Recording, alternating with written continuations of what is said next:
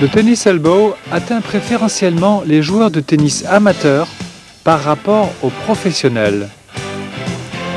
On estime à 100 millions le nombre de joueurs de tennis dans le monde.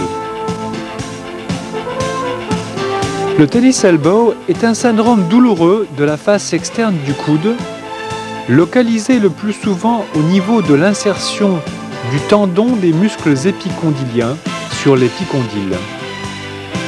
Irradiant parfois dans l'avant-bras et aggravé par les mouvements répétés de flexion-extension du coude, pronosupination de l'avant-bras, extension et abduction-adduction du poignet, flexion-extension des doigts.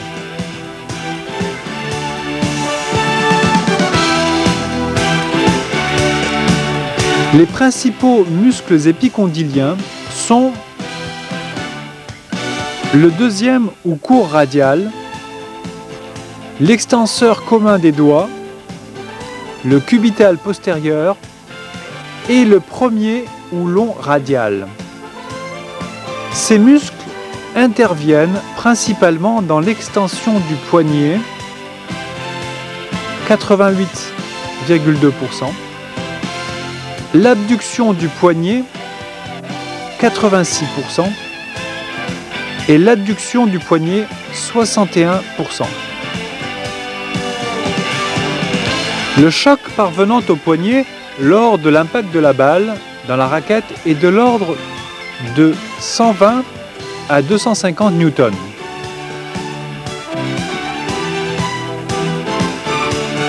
Lorsque la vitesse de la balle est de 96 km/h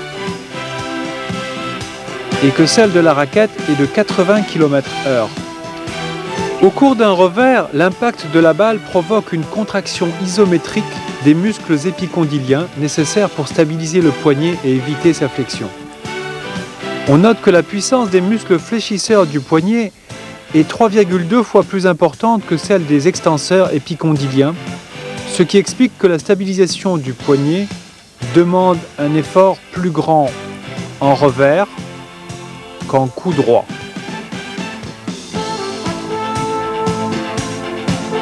Différents paramètres déterminent l'apparition du tennis elbow. La raquette, le cordage, les balles, les surfaces de jeu, la condition physique et la technique de jeu.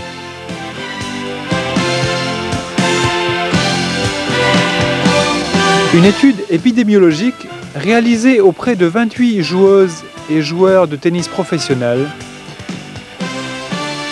ainsi que les statistiques de la WITA, Association des joueuses de tennis professionnels, et de l'ATP, Association des tennismen professionnels, montrent que le tennis elbow est une pathologie peu fréquente chez les professionnels. L'étude du mouvement de revers à 1000 images par seconde, réalisée après un traitement symptomatique, antalgique et anti-inflammatoire chez 11 patients atteints d'un tennis elbow, montre que le pourcentage de balles excentrées par rapport au sweet spot augmente avec la vitesse de la balle et le déplacement du joueur, passant de 17 à 67%, entraînant une torsion ou une flexion de la raquette ainsi qu'une extension du poignet dans 100% des cas. La torsion et la flexion de la raquette provoquée par l'excentrage des balles potentialisent l'effet néfaste des vibrations sur les muscles stabilisateurs du poignet.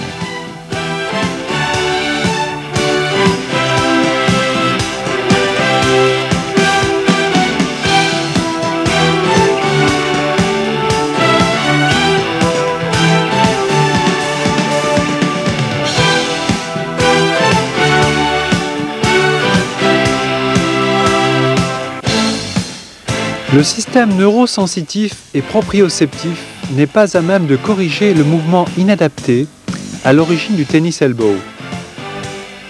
La vitesse de la balle chez des joueurs moyens est environ de 50 à 70 km/h. La balle couvre les 24 mètres du court en 1 seconde et demie à 2 secondes. La durée de l'impact de la balle varie de 3 à 5 millisecondes. La balle n'est plus enregistrée par l'œil à environ 1,50 m en avant du plan de frappe. Seule l'analyse visuelle du mouvement à 1000 images par seconde permet au joueur de prendre conscience de son erreur technique. Un matériel inadapté peut potentialiser le défaut technique et l'apparition d'un tennis elbow. Le traitement du tennis elbow consiste en une rééducation du geste après un traitement symptomatique antalgique et anti-inflammatoire qui permet la reprise rapide de l'activité.